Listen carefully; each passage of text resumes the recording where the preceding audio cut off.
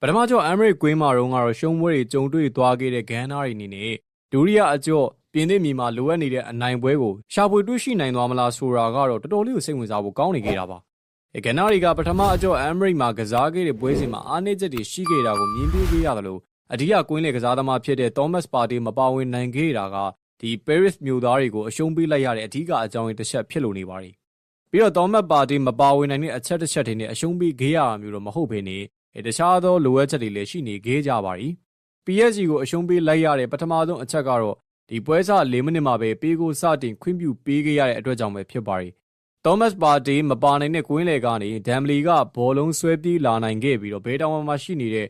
Kvaratskhelia နဲ့တွဲဖက်ကစားခဲ့ပြီး18ကိုက်စီးထိပ်ကနေပြီးတော့ဒမ်ဘလီကလွတ်လွတ်ကျွတ်ကျွတ်အဆုံးသတ်သွားခဲ့တာပါ။ဒမ်ဘလီရဲ့သွင်းကိုမှဆိုရင်အာဆင်နယ်ကစားသမားတွေကပြင်သစ်သားကိုလူကတ်ထားတာမျိုးမရှိပဲအေးစစ်စစ်ကန်ခွင့်ပေးသွားခဲ့တာကဒီ Thomas Partey မပါနိုင်တဲ့အဓိကကွက်လက်လို့ဆိုရမှာပါ။ Thomas Partey မပါဝင်နိုင်ချိန်မှာအာဆင်နယ်အသင်းရဲ့ကွင်းလယ်ကအိုဒီကက်လေးပဲပုံမှန်ခြေစွမ်းအောက်ကိုရောက်ရှိခဲ့တာဖြစ်ပြီးတော့ PSG အသင်းရဲ့ကွင်းလယ်ကိုဘယ်လို့မှရှင်ကစားနိုင်ခြင်းမရှိခဲ့တာကိုလည်းမြင်တွေ့ထားခဲ့ရတာပါ။ PSG အသင်းကွင်းလယ်ကJoao Neves နဲ့ Vitinha တို့ရဲ့စွမ်းဆောင်ရည်တွေဟာReal ကွင်းလယ်ကစားသမားတွေထပ်ပို့ပြီးတော့စွမ်းဆောင်ပြနိုင်ခဲ့ပါသည်။ဒါလည်း Thomas Partey မပါနိုင်တဲ့ဂန်နာရဲ့ကွင်းလယ်အားနည်းချက်လို့ဆိုနိုင်ပါသည်။အာဆင်နယ်အသင်းဟာကွင်းလယ်ပိုင်းနေမှာအားနည်းခဲ့တာမဟုတ်ဘဲနဲ့တိုက်စစ်ပိုင်းကိုရှင်လိုက်ပြန်မယ်ဆိုရင်လည်းဂန်နာတွေက PSG ကိုမရှင်နိုင်ခဲ့ကြပါဘူး။အာဆင်နယ်အသင်းတိုက်စစ်ပိုင်းမှာဘူကာအိုဆာကတယောက်တည်းကရုန်းကန်နေခဲ့ရတာကိုမြင်တွေ့ခဲ့ရပြီးတော့မာတင်နယ်လီနဲ့ထရောဇက်တို့ကလည်းအားအစရာစွမ်းဆောင်ရည်မျိုးကိုပြသနိုင်ခြင်းမရှိတဲ့ပြင်အပိုင်အခွင့်အရေးတွေကိုပါလွဲချော်ခဲ့ကြတာဖြစ်ပါတယ်။ PSG အသင်းတိုက်စစ်ပိုင်းကတော့ဒမ်ဘလီဘောလုံးဆွဲပြေးလာပြီးဆိုရင်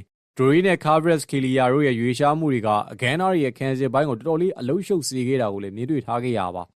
အဲ့လိုမျိုးတိုက်စစ်ပိုင်းလိုအပ်ချက်တွေကိုလည်းအာဒီတာအနေနဲ့ဒုတိယအကျော့မှာပြင်ဆင်နိုင်သွားမလားဆိုတာစောင့်ကြည့်သွားမှာပါ။နောက်တစ်ချက်ကအာဒီတာရဲ့ခေါင်းမာမှုပါပဲ။အာဒီတာကအိုဒီဂတ်နဲ့ထရောဇက်တို့ကိုစောစီးလူစားလဲမှုတွေပြုလုပ်သွားမယ်အချိန်နောက်မှပဲလူစားလဲမှုတွေပြုလုပ်သွားခဲ့တာက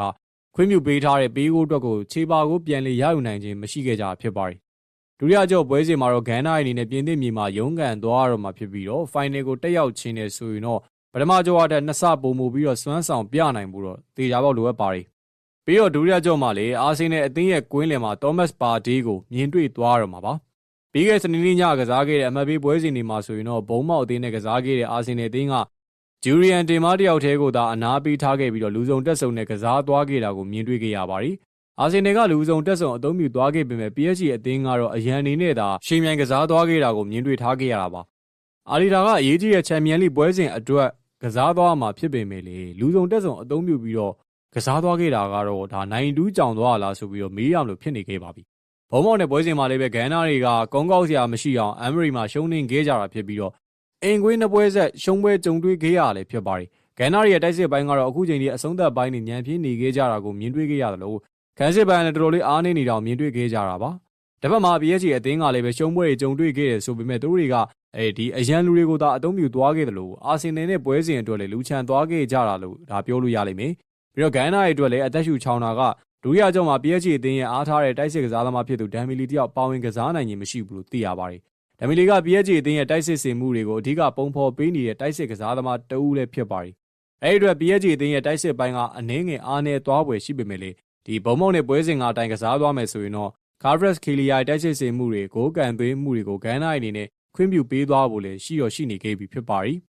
အာဆင်နယ်ကဘုံမောက်ကိုရှုံးနေခဲ့တဲ့ပွဲစဉ်မှာလည်းပဲအားစရာပုံစံမျိုးမြင်တွေ့ခဲ့ရခြင်းမရှိဘဲနဲ့လိုအပ်ချက်တွေအားနည်းချက်တွေနဲ့ကစားသွားခဲ့တာကိုမြင်တွေ့ခဲ့ရတာပါ။ဒီပုံစံတိုင်းဆိုရင်တော့ဒုတိယအကျော့ PSG နဲ့ပွဲစဉ်အတွက်အစိုးရစရာအခြေအနေလို့ဆိုရမှာဖြစ်ပြီးတော့ Luis Enrique ရဲ့စိတ်ကြိုက်ကစားကွက်အောက်ကိုလည်းရောက်သွားနိုင်ပါတယ်။အာဆင်နယ်အသင်းအနေနဲ့ PSG ကိုအနိုင်ယူခြင်းနဲ့ဆိုရင်တော့တိုက်စစ်ပိုင်းကိုအခုတက်ပို့ပြီးတော့အဆုံးသက်ပိုင်းကောင်းမွန်လောင်လို့ပြင်ဆင်သွားဖို့လိုအပ်တယ်လို့ဒီခန်းစစ်ပိုင်းကိုလည်းပဲပုံမလုံခြုံမှုရှိအောင်လို့လှုပ်ဆောင်သွားဖို့တော့လိုအပ်တယ်လို့ပဲကျွန်တော်ဆိုချင်ပါတယ်။အဲ့တော့နောက်ဆုံးမျှော်လင့်ချက်ဖြစ်တဲ့ချန်ပီယံလိဖလားကိုရယူသွားခြင်းနဲ့ဆိုလို့ရှိရင်တော့ကျွန်တော်တို့အာဆင်နယ်အသင်းအနေနဲ့ PSG အသင်းနဲ့ပွဲစဉ်ကိုဘေးနောက်ဖောင်ဖြတ်ပြီးတော့ကစားသွားဖို့လိုအပ်နေခဲ့တယ်လို့တုံးတိုက်ကြားကိုက်ကစားသွားမှသာပဲချန်ပီယံလိဖိုင်နယ်အဆင့်ကိုရောက်ရှိနိုင်မှာပဲဖြစ်ပါတယ်